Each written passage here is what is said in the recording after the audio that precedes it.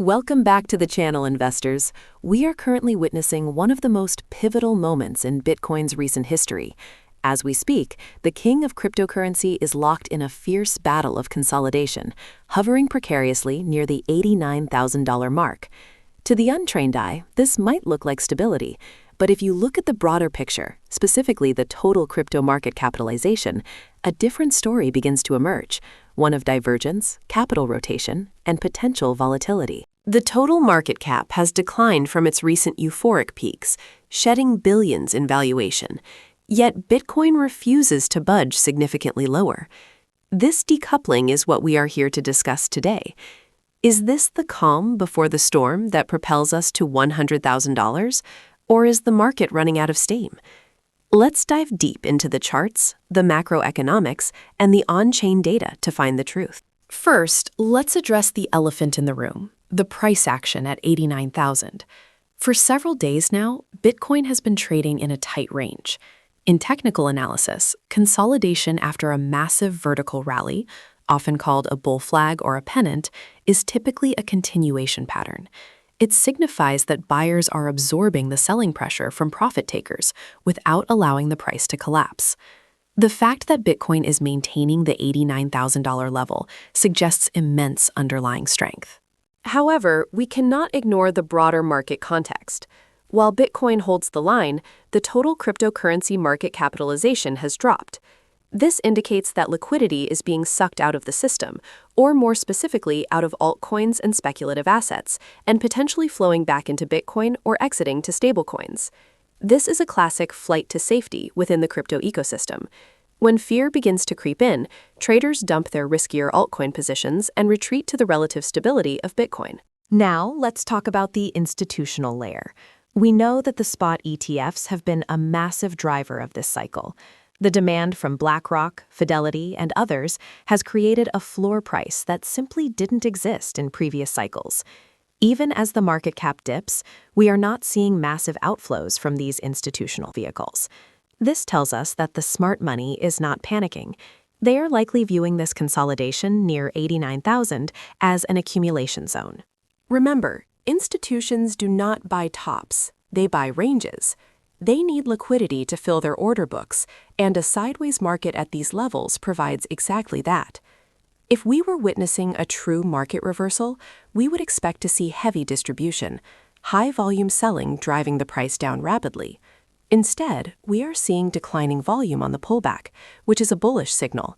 It means the sellers are exhausted. Let's shift gears to the technicals.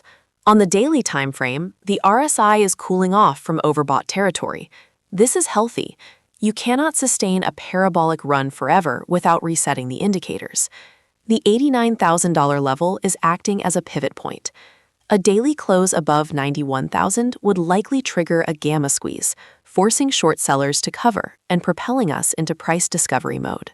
In conclusion, the consolidation at 89,000 is not a cause for alarm.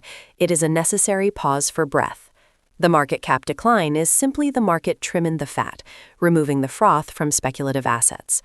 As long as the institutional inflows remain steady, the path of least resistance remains up. We are watching a high-stakes game of chicken between the bulls and the bears, and right now, the bulls are holding the line. If $87,000 fails to hold as support on the daily close, we could see a rapid liquidation wick down to those lower levels to sweep leveraged longs. Conversely, for the bulls to regain control, Bitcoin needs to reclaim $88,800 swiftly and then attack the $91,000 resistance with high volume. The volume profile today suggests that while selling pressure is high, it is not yet capitulatory. Another massive factor influenced by the shutdown fears is the US dollar index, or DXY. Typically, when political instability hits the US, you might expect the dollar to weaken. However, in a global context, if the fear is high enough, capital rushes into the dollar as a global reserve currency, pushing the DXY up. A strengthening dollar is historically bearish for Bitcoin. We must also consider the institutional perspective. What are the ETFs doing? Data from BlackRock's IBIT and Fidelity's FBTC suggests that inflows have slowed down but have not turned into massive outflows. This is a bullish signal in a bearish tape. It implies that the long-term holders and institutional allocators are not panic selling because of a temporary political squabble in D.C. Let's pivot to the broader economic implications. A shutdown means a halt in economic data reporting. We won't get accurate jobs reports, inflation data, or GDP updates if the Bureau of Labor Statistics and other agencies are closed. This creates an information vacuum for the Federal Reserve. The Fed relies on this data to make interest rate decisions. Now, let's discuss strategy for the retail investor. Seeing your portfolio drop can be emotionally taxing. The fear and greed index has likely dipped from extreme greed back into neutral or fear.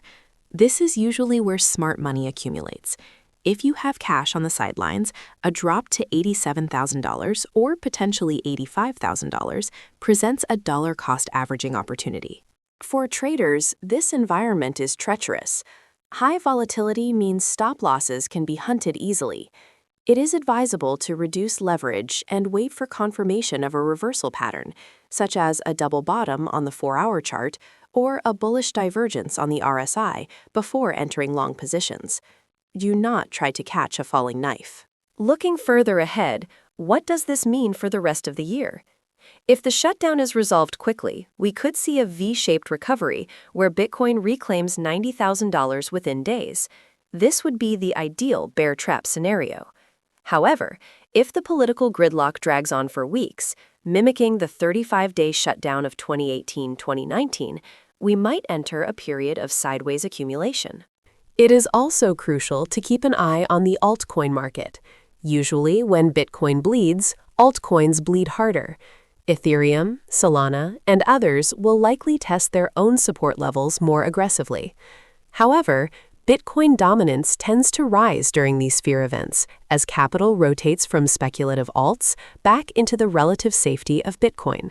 In conclusion, the drop to $87,000 is significant, but it is driven by an external political event, not a flaw in Bitcoin's protocol or network fundamentals. The hash rate is high, the network is secure, and adoption continues. Political theater in the U.S. is a temporary noise event in the grand scheme of Bitcoin's monetary evolution. As we watch the news unfold from Washington, remember that Bitcoin was created precisely as an antidote to this kind of centralized friction. Stay calm, stick to your plan, and do not let short-term volatility shake you out of long-term conviction.